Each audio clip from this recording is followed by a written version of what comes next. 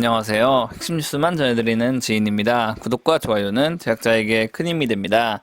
요즘 국내외에서 가장 핫한 경제적 이슈는 바로 미국 정부의 IRA 법안입니다. 다들 아시다시피 이 법안은 인플레이션 감축법으로 불립니다. 그런데 여기서 우리가 확실히 알아야 할 것이 있습니다.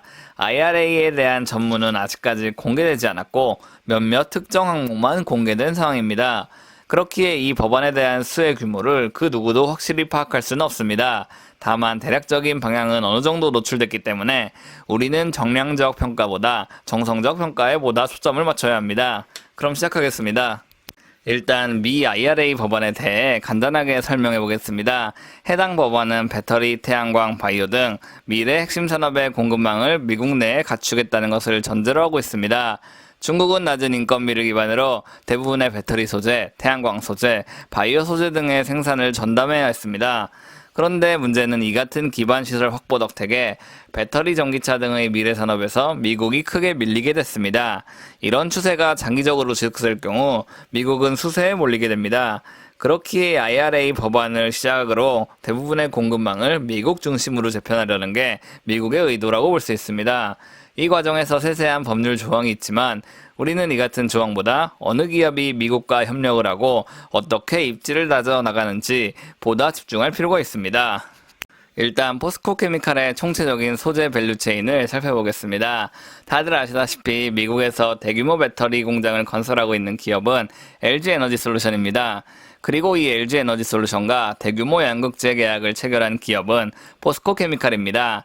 포스코홀딩스의 여러 자원 확보는 필연적으로 포스코케미칼의 공급망이 됩니다. 대한민국의 어느 소재 기업도 포스코홀딩스와 같은 대규모 원자재 물량 공세를 할 수 없습니다. 왜냐하면 60조에 이르는 매출을 기반으로 포스코는 정말 엄청난 투자를 추진해왔기 때문입니다. 즉 포스코케미칼이 미국에서 LG에너지솔루션과 협력적인 관계를 가지고 있고 포스코홀딩스로부터 대량의 원자재를 확보하고 있습니다. 즉 완벽한 밸류체인을 갖추고 있다는 말이죠.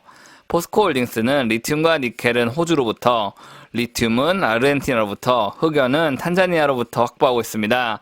간혹 미국과 FTA를 체결하지 않은 국가도 있긴 하지만 원자재를 미국 내에 들여온 후 미국서 소재를 제작하고 LG에너지솔루션에 이를 전달하면 포스코케미칼은 IRA 법안을 준수할 수 있습니다. 즉 이미 원자재 공급망 다변화와 함께 미국에서의 활약 또한 예정돼 있다는 말입니다. 게다가 포드와의 협력도 기대되는 만큼 포스코케미칼은 정말 미국과 함께 가고 있다고 보셔도 무방합니다. 이번엔 하나솔루션에 대해 얘기해 보겠습니다. 정확히 얘기하자면 하나솔루션의 태양광 사업 부문인 한화큐셀에 대한 얘기입니다. 하나솔루션은 수년간 미국 및 유럽에서 활약해왔습니다.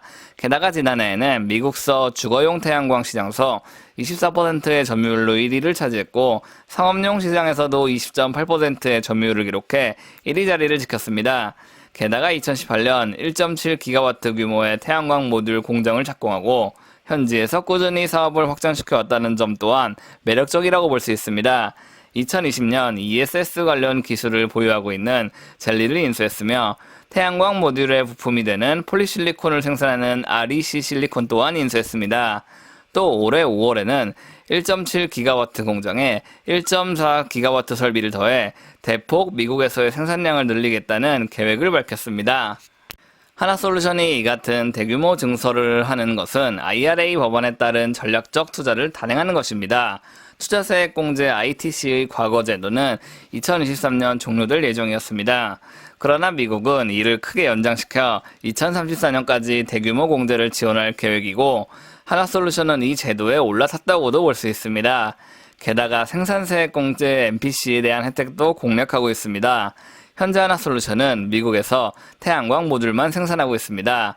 그러나 최근에 밝힌 자료에 따르면 REC 실리콘을 재가동해 폴리실리콘 또한 미국에서 현지 생산할 계획이고 인곳, 웨이퍼, 셀까지 미국에서 확보한다는 계획입니다.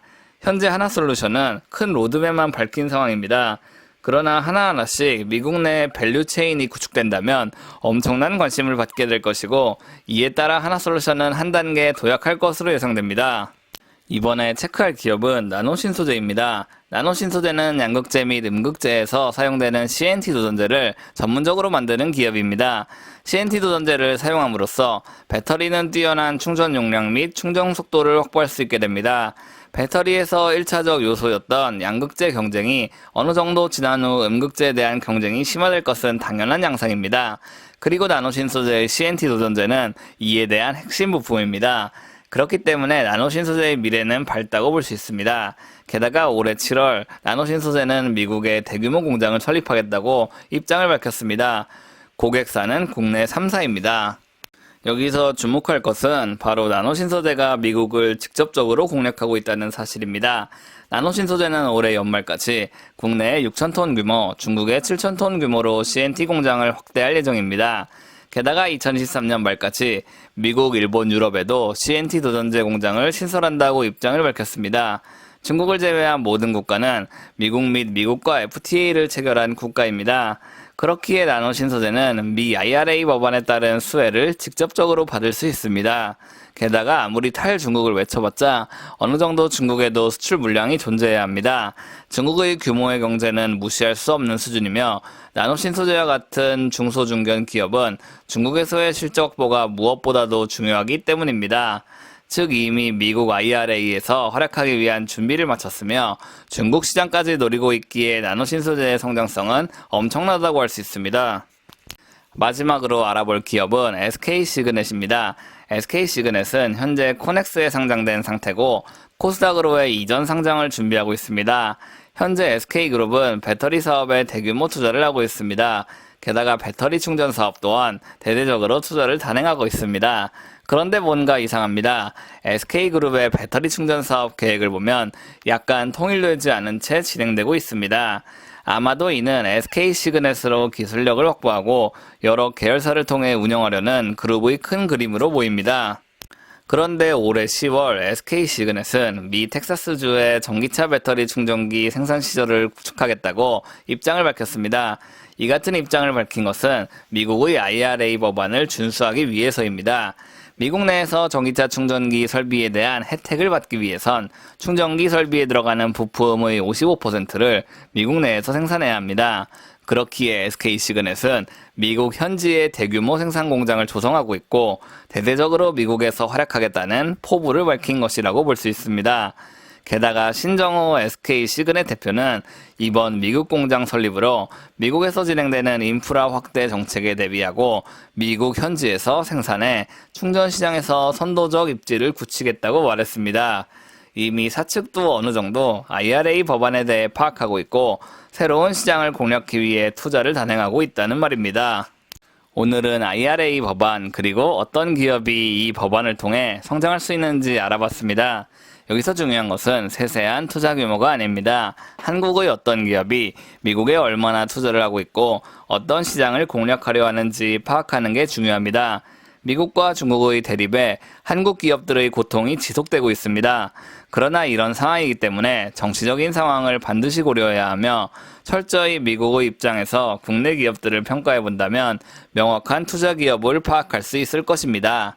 이제 기업의 재무적인 역량보다 더욱 중요한 것이 정치적인 제반 사항이라는 말이죠. 제가 준비한 소식은 여기까지입니다. 지금까지 핵심 뉴스만 전해드리는 지인이었습니다. 감사합니다.